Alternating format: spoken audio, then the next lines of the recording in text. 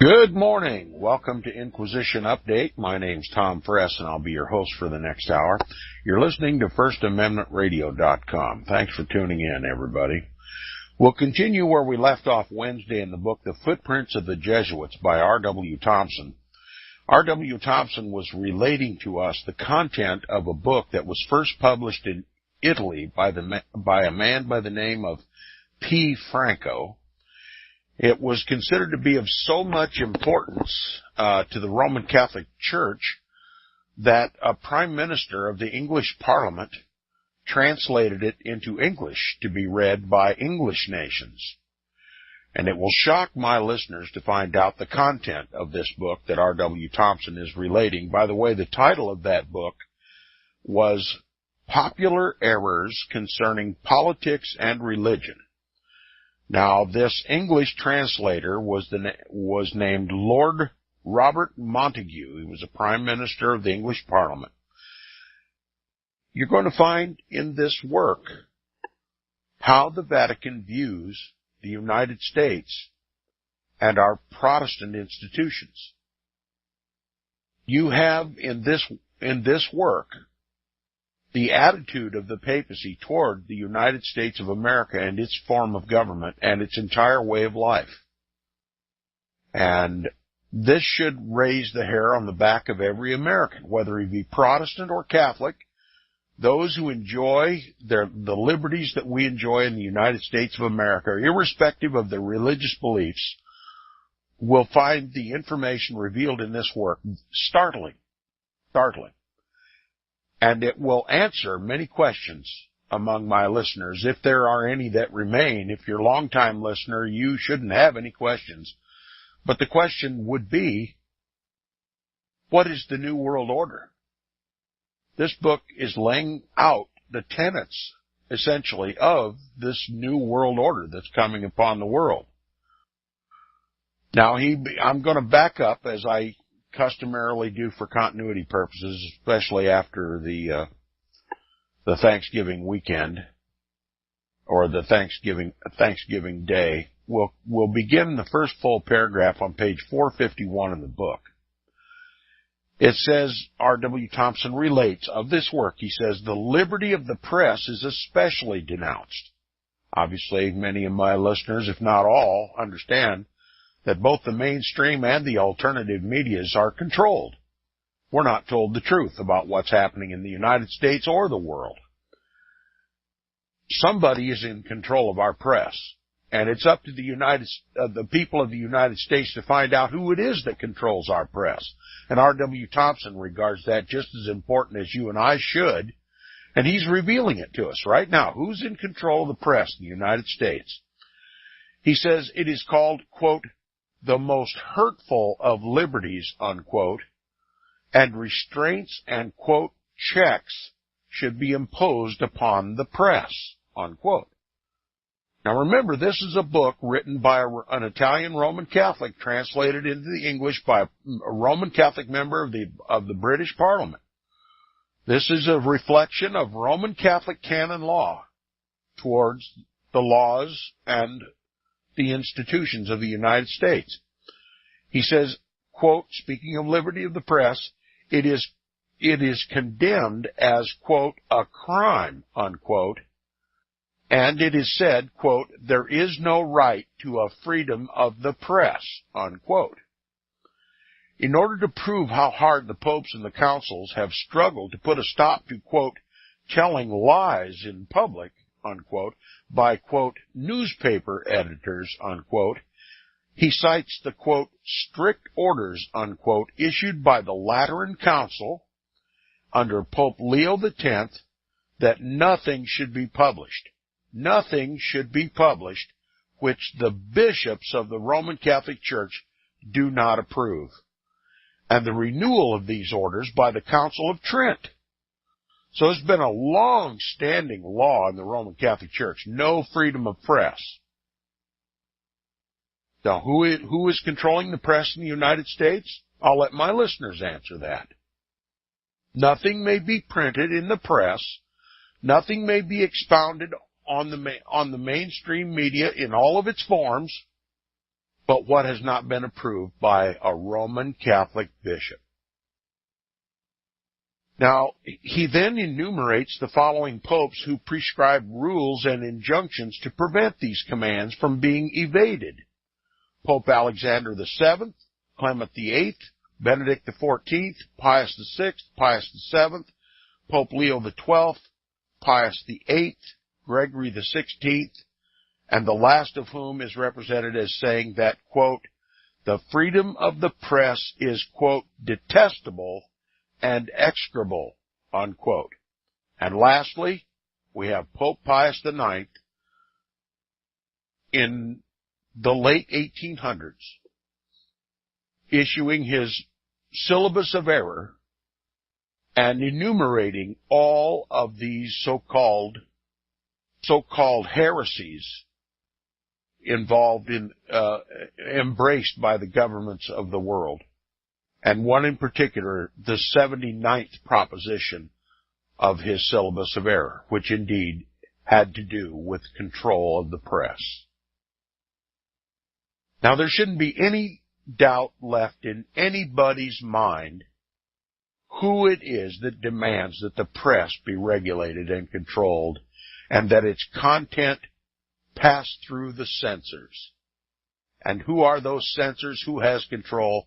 The bishops of the Roman Catholic Church. Now, he expresses the most sovereign contempt for the people in this book, and to the principle of fraternity, which unites them in a mutual bond for the establishment and maintenance of their own civil and religious liberty. Now we're going to talk about the civil laws and the liberties of our country. Not only is the press demanded of it that it be controlled by the bishops of the Roman Catholic Church, but that even our civil laws and our religious liberties should be controlled by the Roman Catholic Church. He says, quote, as dogs have their bark and brindle cats have their mews, as horses have their neighs and donkeys their brays, so have the populace their cries. Equating the people, the common ordinary people of the United States of America, who presume to govern themselves, a government of, by, and for the people, are reduced to nothing but animals. They don't have any say in government. He continues, he says, quote, dirty Democrats overthrow those who are above them in order to leap into their seats and oppose all other dirty Democrats, unquote.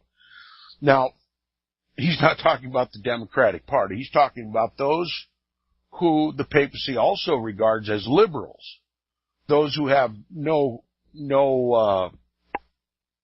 regard for Roman Catholic canon law or for the papacy, such as came out of the Protestant Reformation. The papacy simply labels Protestants as Democrats who have overthrown the just, rightful, and divine throne of the Pope over spiritual things and temporal things, and have put themselves in his place, have become little popes among themselves. And that, having done so, all there will result is chaos. Okay? That's how the Pope views Protestantism. He condemns the idea of the sovereignty of the people as it is established in the United States in the severest terms. Where this maxim prevails, according to him, quote, no government would be possible, unquote, because everything would be in fearful disorder, quote unquote, fearful disorder. And for the reason that, quote, men have always lived in submission, unquote, and every society continue to have, quote, a permanent authority over it. I'll leave my listeners to guess what that permanent authority would be, according to the writer of this book. It says, and as this authority must have its derivation from God, must be derived from God, the Pope must be this permanent ruler, because he alone represents God. He draws a picture of the people performing the, quote, juggling trick, an acrobatic feat of functioning the office of sovereign, unquote. The Pope condemns the United States form of government because it puts every individual as a sovereign, being the piper of his own parade, okay, leading to chaos. He mocks at the, quote, supreme wisdom in the legislation of tinkers, unquote. That's what he calls our politicians, tinkers, those who presume to be lawmakers, and the people of the country who are the power behind the law, those who elect their own governmental representatives and pass their own laws are also regarded as tinkers, experimenters, people who have lost their way and have now become their own leaders. This is how the papacy views the American people and the American government.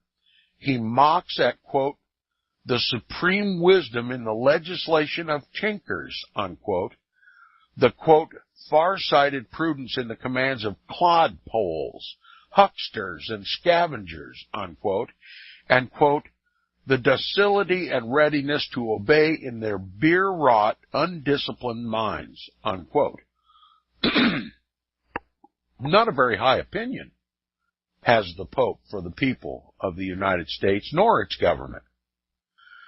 Now, classing all people who have established governments subject to their own will as included in the false picture he has drawn, he avers, quote, that the people possess no authority, and as they have it not, they cannot delegate it, unquote. In other words, since the people of the United States have no power, no legitimate power whatsoever, they cannot delegate it to delegates in the government. They cannot delegate any power to any congressman, senator, governor, or anything else. You have no power, you cannot delegate power. Simple as that. Very plain. Quote, the sovereignty of the people, on the contrary, is the origin of every sort of evil and the destruction of the public good or the commonweal, unquote. Quoting further, he says, the people cannot ever understand the principles of justice. They are lost behind their counters. They have lost behind their counters the little sense of right they had, unquote. Now, if the Pope would elaborate, he would say the only sense of right is to acknowledge the papacy and its law as sovereign and all-encompassing, irrespective of borders, irrespective of people's rights, irrespective of every form of government, irrespective of every language, irrespective of every religion. That is the papacy. Now it says, in the chapter from which these extracts are taken, there are a couple of sentences intentionally passed by as worthy of special notice and comment. They are pregnant with meaning, and especially interesting to us in this country, in view of the fact that Protestants are regarded as rebels against the Roman Catholic Church and are, as a class, still held to be within its jurisdiction. The jurisdiction of the Roman Catholic Church. We don't care if you call yourself a Protestant. We don't care if you protest against the papacy and call him Antichrist and assert authority over the papacy. You are still within my jurisdiction. That's what the Pope says to Protestants. Listen and listen well. Protestants are regarded as rebels against the Roman Catholic Church and are, as a class, still held to be within its jurisdiction and subject, like sheep that have strayed away, to be brought back into the fold again. There's Vatican Council II, right there. You are still under the authority and jurisdiction of the papacy. We care not what you say. You are still under our jurisdiction and authority, And it is our divine duty to bring you back to Holy Mother Church. Bring you back to your knees in front of the papacy to kiss his slippered toe. That's how the papacy views every man, woman, and child in this country as a rebel to be brought back into submission, even if in chains. And if all that fails, the Pope has the right to take you out. That's Roman Catholicism. Not as it's been practiced in the United States of America. The American Roman Catholic Church is unique in all the Catholic world. But she's beginning to show her traditional Roman Catholic colors. That's why the press is controlled. That's why our laws are oppressive. That's why our government has become dictatorial in nature. It's not legislative of, by, and for the people. It is converting into the image of the beast by papal fiat. He says these questions are asked. Quote, if you refuse to recognize the authority of Christ in the church, now let me stop right there. According to the papacy, and we're speaking about the Roman Catholic Church, obviously, who is Christ in the Roman Catholic Church? The Pope, right? The Vicar of Christ, the replacement of the Son of God. That's who the God of the Roman Catholic Church is. He says, quote, if you refuse to recognize the authority of Christ in the church, or rather the Pope, how can you expect your subjects to recognize your authority in the state? In other words, if you don't recognize the divine right authority of the Pope, then how can you expect the people of the United States to accept your authority? What the Pope is advocating here is rebellion in the United States, simply because it won't acknowledge the divine right rule of the Pope. Neither shall the people regard the authority of its government or the authority of the people.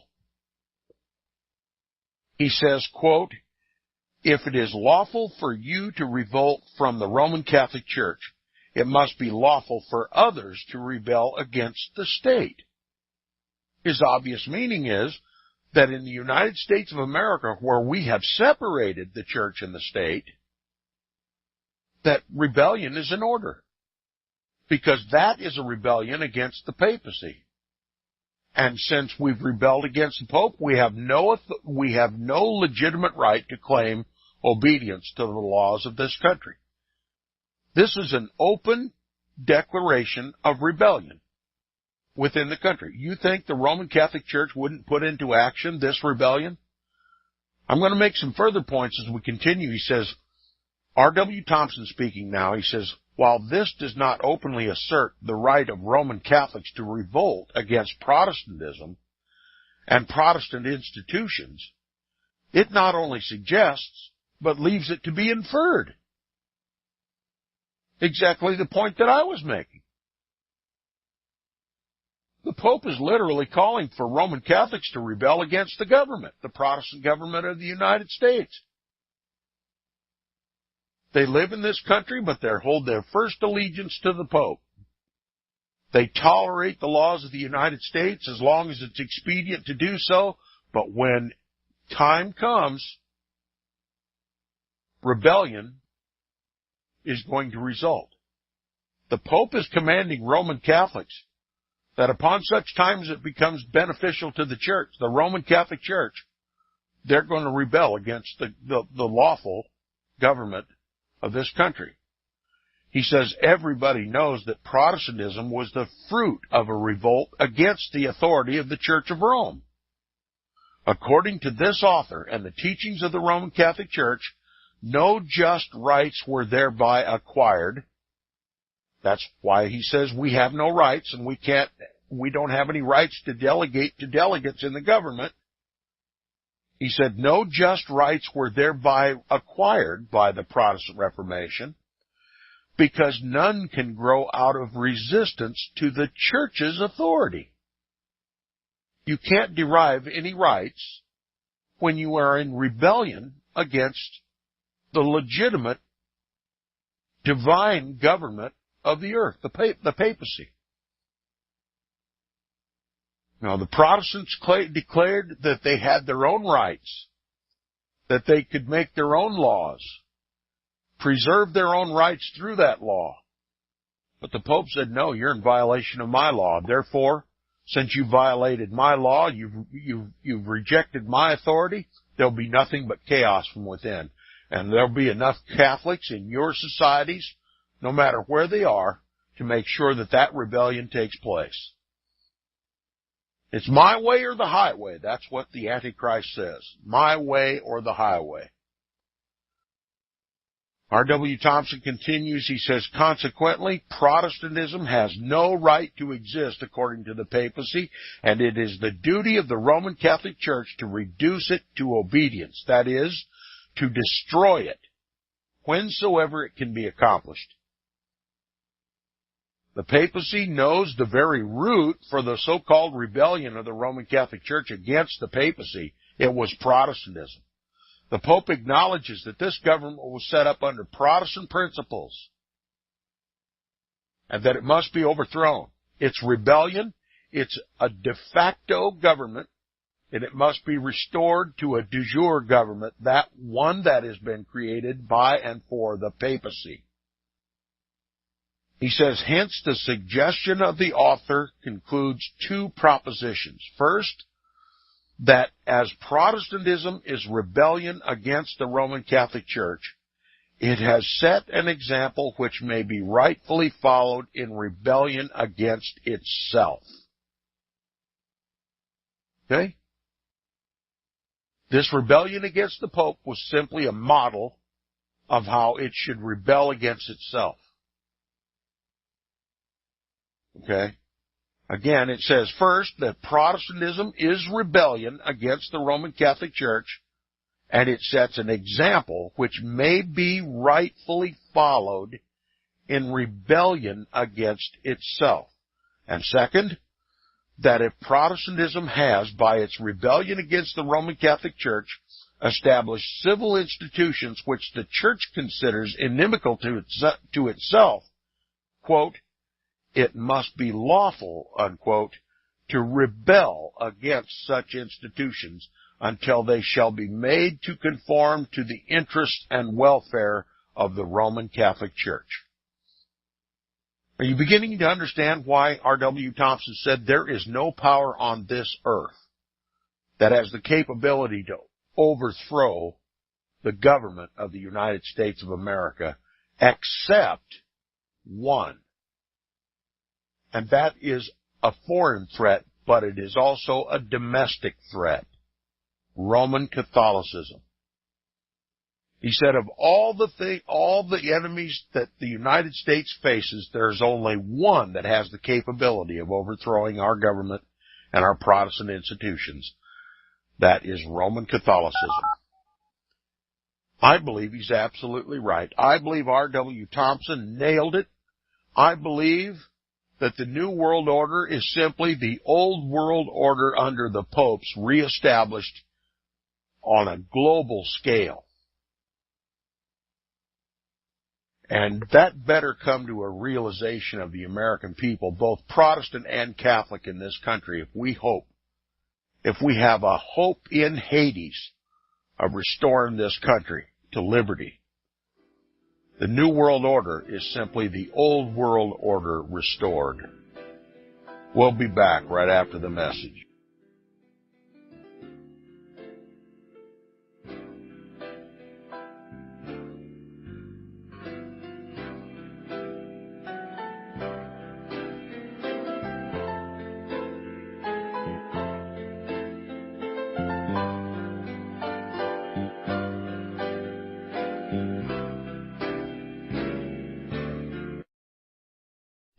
100 days, 100 subscribers at $7 will bring FirstAmendmentRadio.com to the minimum level necessary to sustain it through 2015. Go to support.FirstAmendmentRadio.com. $7 a month. Really, you can afford that for our Protestant First Amendment rights and the gospel of the kingdom message. Where your heart is, there will your treasure be also. Go to support.FirstAmendmentRadio.com. Record budget deficits, bankruptcies galore, and the U.S. dollar is at an all-time low. With today's gloomy economic outlook, safe investments are often hard to find. For over a decade, Melody Cedarstrom at Discount Gold and Silver Trading Company has been helping people secure their future by investing in the precious metals. Melody has the honesty, integrity, and experience that is often lacking in the precious metals business. Let her put it to work for you. Call Discount Gold and Silver Trading at 800-375-4188. That's 800-375-4188.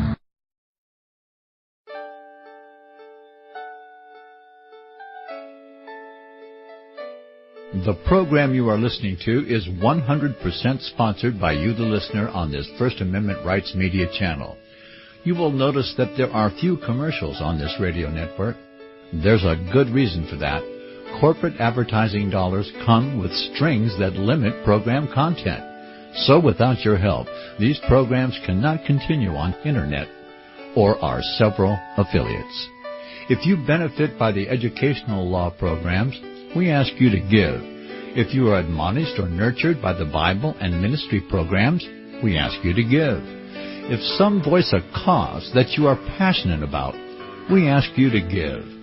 If you believe in any of these, we ask you to support them as you would a missionary on a continual basis, as if giving a tithe for missionary radio. These programs are not commercially viable and must be supported by those faithful to the cause of truth.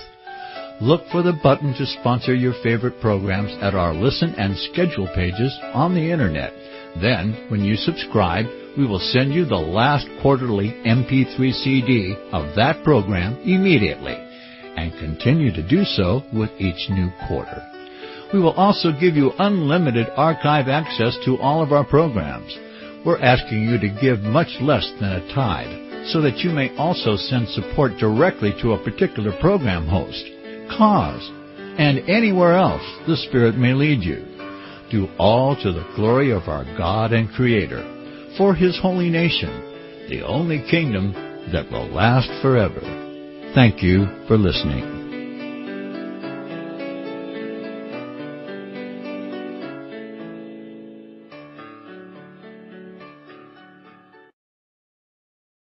Visit crosstheborder.org,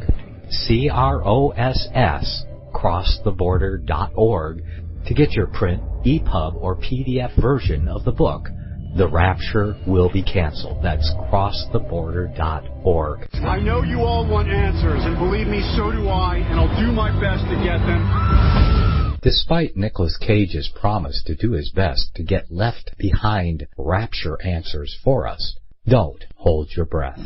Not everyone believes Left Behind is true prophecy. Some may even regard as conspiratorial the mainstream re-release of the Left Behind movie with actor Nicolas Cage portraying the main character as an attempt to further reinforce in the minds of all this perception of false prophecy in order to condition the masses for the play about to begin. If you want true Bible prophecy answers, get the book, The Rapture Will Be Canceled. The author exposes the Latin rapture origin, the 7-year tribulation deception, true Bible revelation of Daniel's 70 weeks, the abomination of desolation, the restrainer, America in the Revelation, the image of the beast and the mark of the beast, and the truth about God's chosen people, and so much more about Bible prophecy.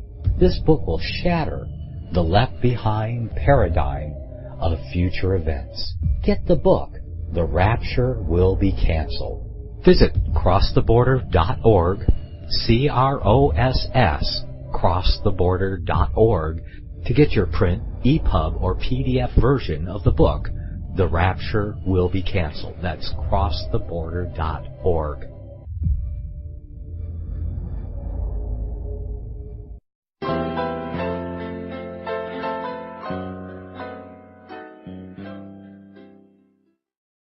Welcome back from the break. You're listening to the second half hour of Inquisition Update on First Amendment Radio. Before I continue with this, I want to remind my listeners, as if reminding isn't necessary, that R.W. Thompson has laid out that the Roman Catholic Church is the only single threat that has the capability of overthrowing our government.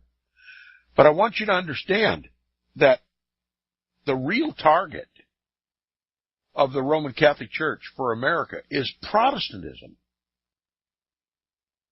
R.W. Thompson is clearly telling us that the Vatican intends to overthrow the government. He's even laid out the examples of how it is to be done through reading these Roman Catholic documents. But he's reminding us that the overthrow of this government cannot happen until first Protestantism is destroyed. Now, that being understood, that this government cannot be overthrown and returned to papal tyranny unless or until Protestantism is destroyed, where do you think the battlefield now lies between the papacy and Protestantism? Well, let me just put it to you this way.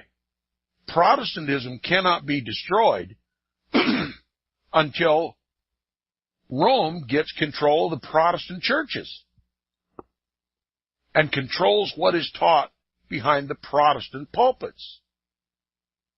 And that, I say, has already been accomplished.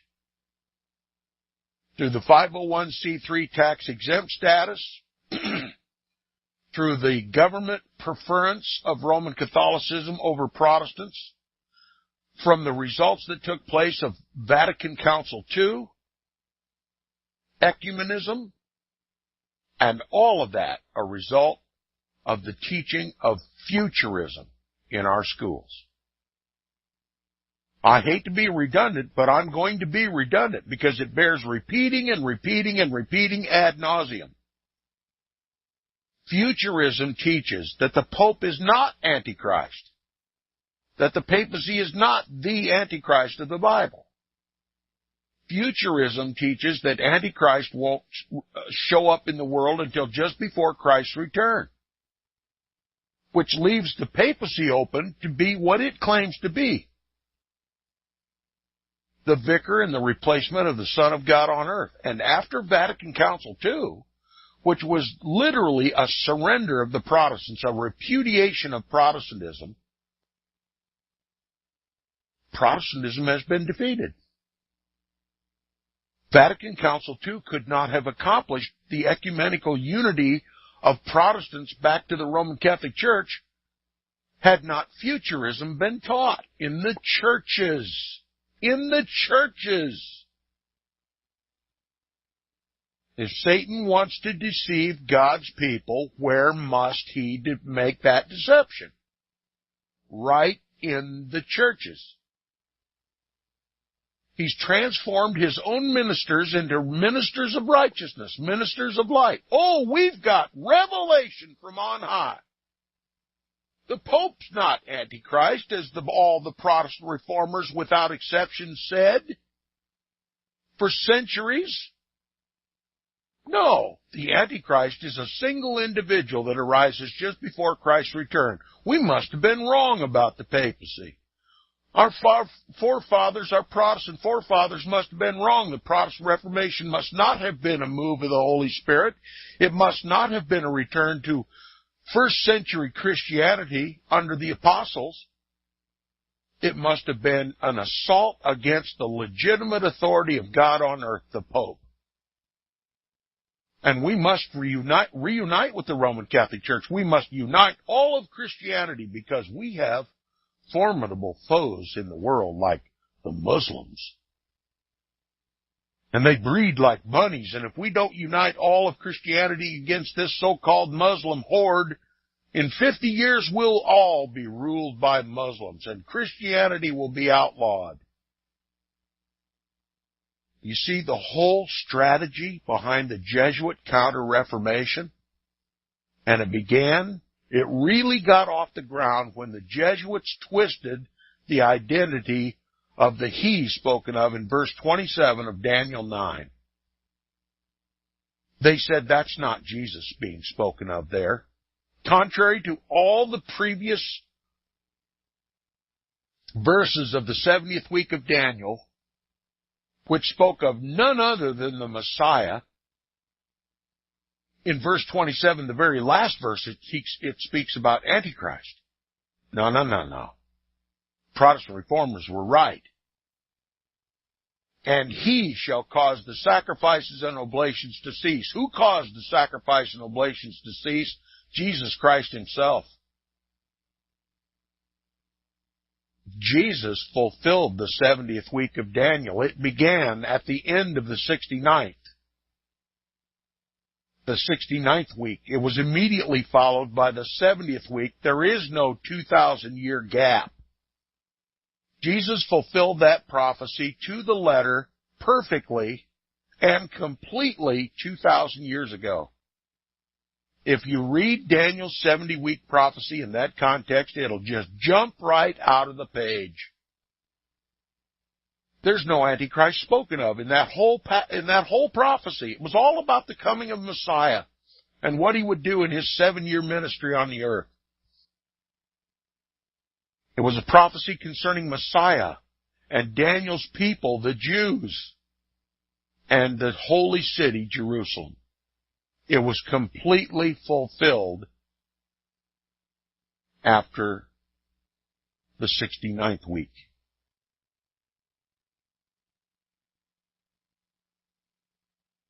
So, why have we repudiated? Why have we in our generation repudiated what every Protestant reformer believed and taught? They understood Daniel's 70th week and who it was speaking of. They never taught that it was the Antichrist going to cause the sacrifices and oblations to cease. It was Jesus who caused the sacrifices and the oblations to cease. They never taught about a 7-year period of great tribulation. The Protestant reformers taught that the tribulation began as soon as the man of sin, the son of perdition, stood up. The little horn stood up. After the pagan Roman Empire collapsed and the Holy Roman Empire took its place. There was no confusion in the Protestant house. The scriptures and history all melded together and made perfect sense to them. Why are we so confused today? It's called the Jesuit-led Counter-Reformation. You know, it was the Jesuits who came up with the idea. No, the He spoken of in verse 27 is not Christ the Messiah, Jesus. It's the Antichrist, the future Antichrist. And there's a 2,000-year gap here somewhere. You have to make it up. You have to use your imagination, and not just a little bit, but completely, in order to come up with that cockamamie load of hooey. And there lies the very makings of ecumenism, the restoration of the Protestant churches back to the Roman Catholic Church.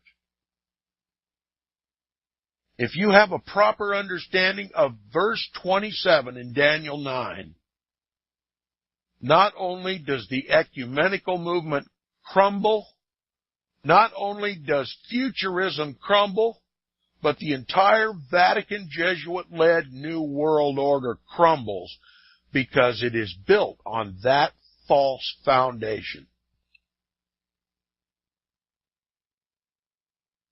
Everything we see happening in the world today is built upon the assumption that it is not Christ who caused the sacrifice and oblations to cease 2,000 years ago, but that it'll be a future Antichrist. And therefore the papacy has been the legitimate authority of Christ on earth since the very beginnings of the so-called Holy Roman Empire, and that the Protestant Reformation was a grievous assault against the legitimate authority of the Pope in the world. You want to know how Roman Catholicism is going to overthrow this Protestant constitutional republic? By destroying Protestantism. And how did they destroy Protestantism? By making us all believe a lie. Futurism. I believed it for 50 years. I was deceived to the marrow of my bones. But I am no longer deceived. No longer deceived.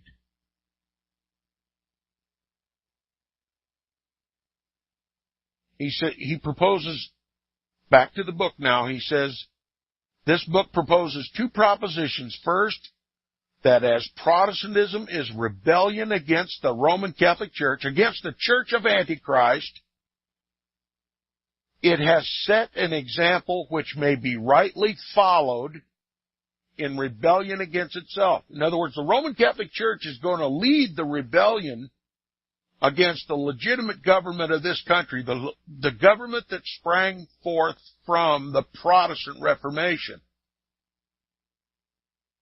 That's just one of the methods by which Romanism is going to defeat Protestantism, by simply making the government Roman Catholic. And after making the government Roman Catholic and establishing Roman Catholic canon law, then we're back to the Lateran councils, we're back to the Council of Trent, where Protestants are to be extirpated and annihilated as heretics. That's why this program's called Inquisition Update. There's an inquisition going to result because of futurism and because of Vatican Council II and ecumenism. The extirpation and annihilation, the inquisition of true Bible-believing Protestants who hold, as did all Christians prior to our time, that the papacy is the Antichrist. First, that as Protestantism is rebellion against the Roman Catholic Church, it has set an example which may be rightfully followed in rebellion against itself. And second, that if Protestantism has, by its rebellion against the Roman Catholic Church, established civil institutions which the Roman Catholic Church considers inimical to itself, it must be lawful to rebel against such institutions until they shall be made to conform to the interests and welfare of the Church. Now, I want to ask my listeners, after all that, what role does every Roman Catholic play in the government of the United States of America? What part do our Roman Catholic governors and senators and congressmen and mayors and city council members and school board members and what role do they play in their offices? They are bound by religious and moral responsibility on pain of excommunication to overthrow our Protestant institutions. And if you look at the changes that have been made over the course of the centuries of the existence of this Protestant nation, you find that's exactly what they've done.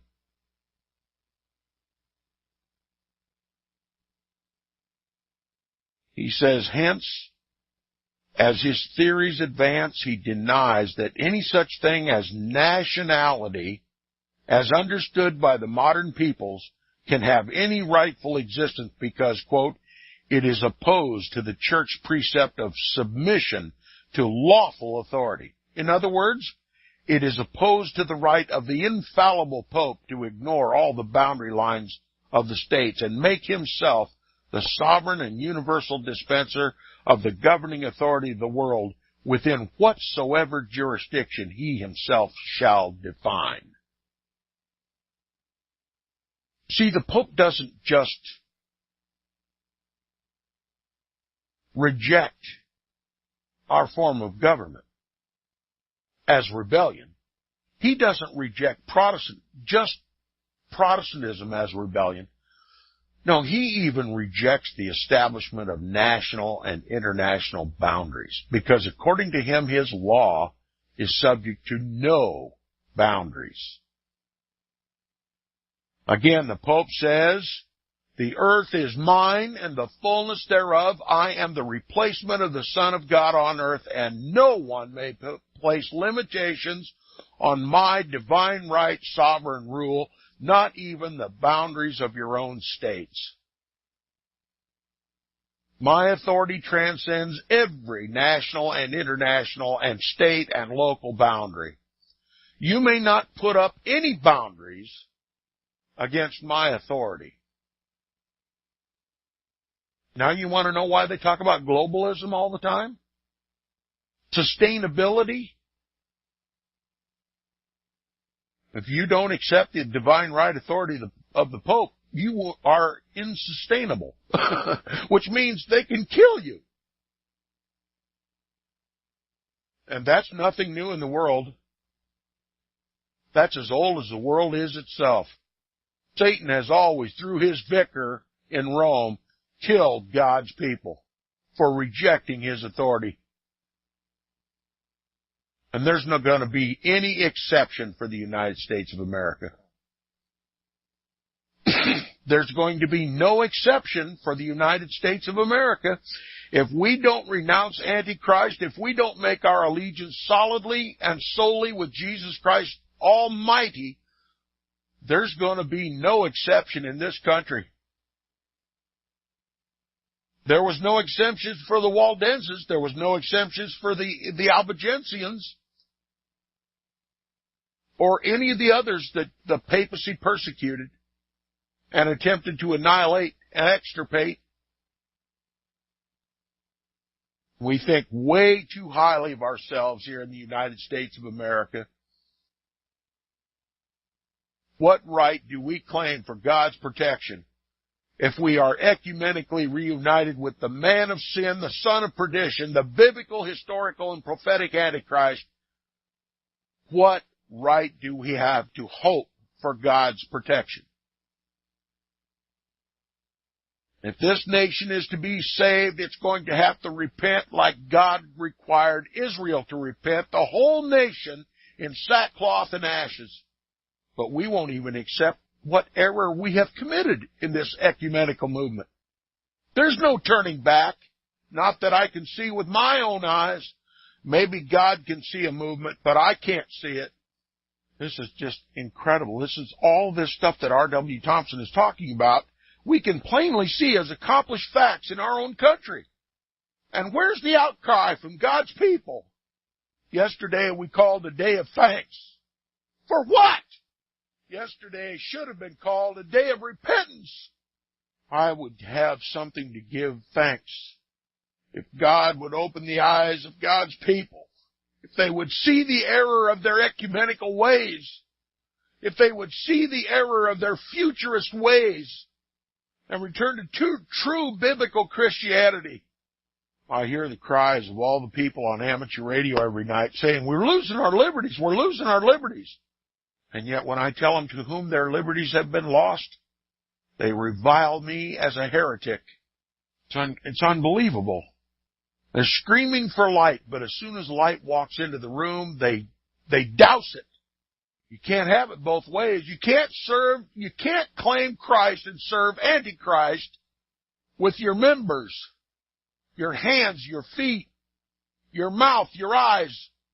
You can't lend your body a servant to the Pope and expect Christ to accept you as his child. To whomever you lend your members, servants to obey. His servants ye are, to whom you obey.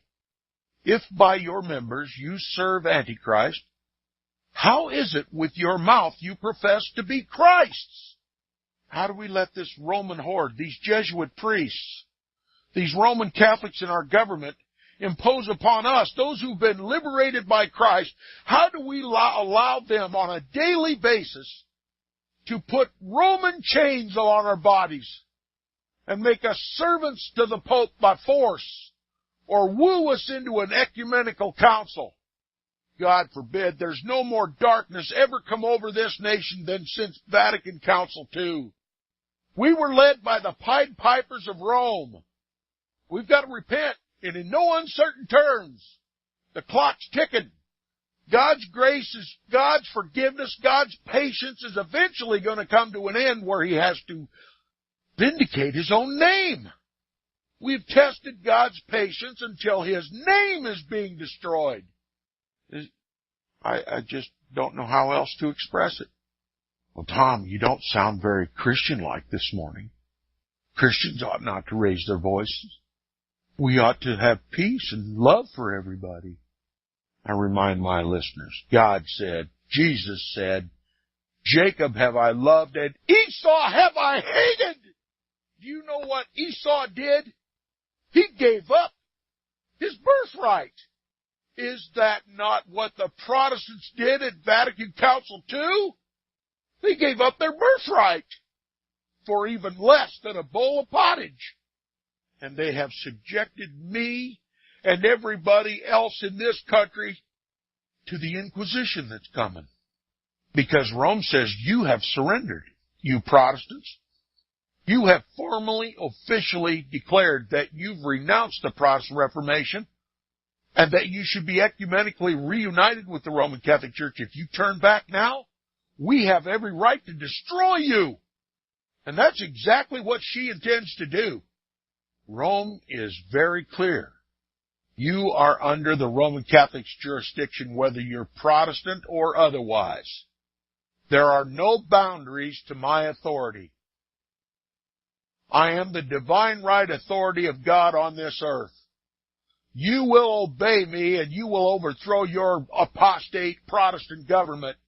You will repudiate your Protestant Reformation. You'll return to Holy Mother Church, or you will be like all the others who rebelled against me, smoke and ash. Why can't the American people see this? Why won't they see this? Because Rome has conveniently hidden all of her diabolical history. The Protestant reformers had all read Fox's Book of Martyrs. How many of us have read it today? Get a copy and read it. Find out what our fate is post-Vatican Council II. I'll see you Monday on the program. Visit crosstheborder.org, CROSS, crosstheborder.org, to get your print, EPUB, or PDF version of the book, The Rapture Will Be Canceled. That's crosstheborder.org. I know you all want answers, and believe me, so do I, and I'll do my best to get them. Despite Nicolas Cage's promise to do his best to get left behind rapture answers for us, don't hold your breath. Not everyone believes Left Behind is true prophecy. Some may even regard as conspiratorial the mainstream re-release of the Left Behind movie with actor Nicolas Cage portraying the main character as an attempt to further reinforce in the minds of all this perception of false prophecy in order to condition the masses for the play about to begin. If you want true Bible prophecy answers, get the book, The Rapture Will Be Canceled. The author exposes the Latin rapture origin, the 7-year tribulation deception, true Bible revelation of Daniel's 70 weeks, the abomination of desolation, the restrainer, America in the Revelation, the image of the beast and the mark of the beast, and the truth about God's chosen people, and so much more about Bible prophecy.